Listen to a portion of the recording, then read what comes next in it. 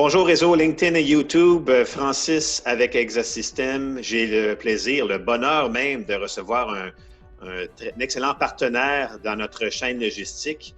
Un homme aussi qui a une longue feuille de route en défi logistique. Comme on dit, il y en a vu d'autres. Albert Godiou de Groupe GCL. Bonjour Albert. Bonjour Francis. Première question, à brûle pour point, comment ça se passe à la maison? Écoute, je pense que ça se passe comme les millions de personnes qui sont confinées. On essaie de respecter les règles le plus possible. Écoute, moi, je faisais déjà beaucoup de télétravail avant. Donc, effectivement, je continue en étant bien en contact avec les équipes. Mais ici à la maison, ça va bien, tout le monde est en forme. Parle-moi de Groupe GCL. Qui êtes-vous? Écoute, GCL, c'est un groupe conseil. On est situé à Montréal, il y a un bureau chef.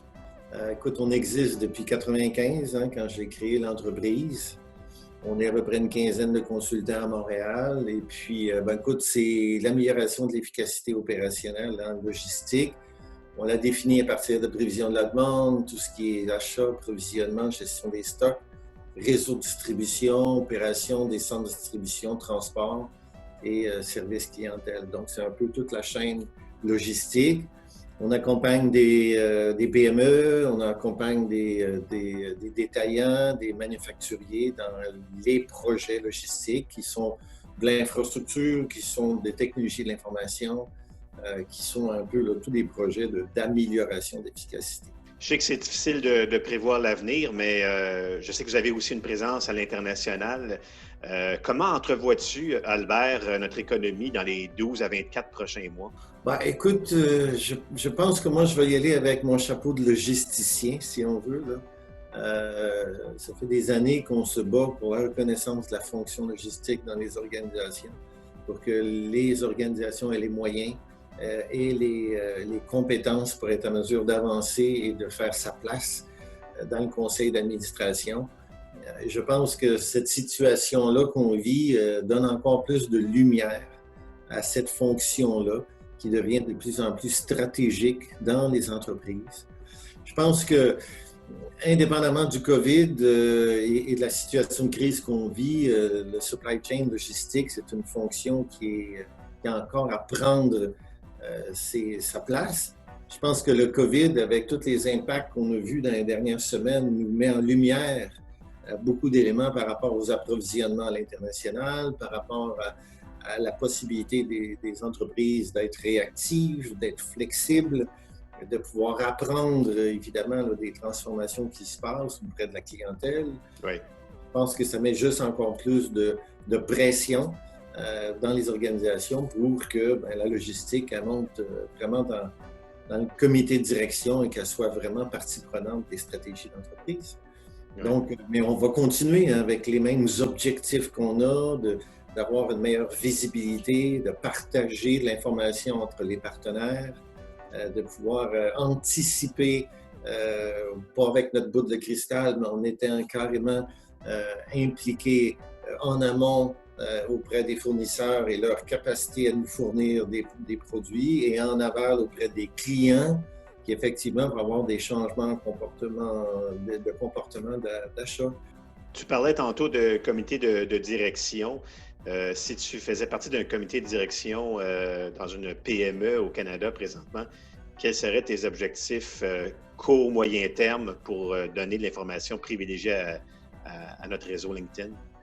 Écoute, je vais essayer de me faire dans ma tête ce qui est une PME, évidemment, pour en avoir vu des dizaines et des centaines. Je pense que le premier élément qui est important, donc la fondation du processus d'amélioration, si tu veux, c'est surtout une gestion de l'information. Je pense qu'aujourd'hui, les PME ont besoin de mettre en place des infrastructures leur permettant de bien savoir ce qui se passe dans leurs opérations.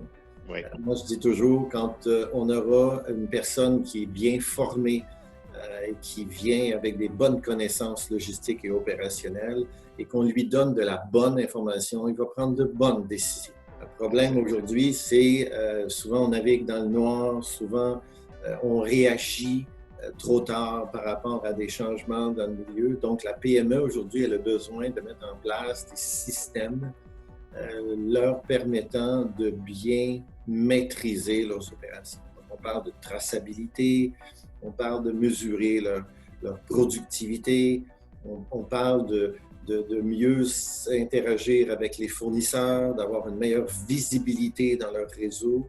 Et tout ça, c'est soft. Hein? Bon, évidemment, toi et moi, on sait très bien que les technologies de l'information, c'est la base de tout.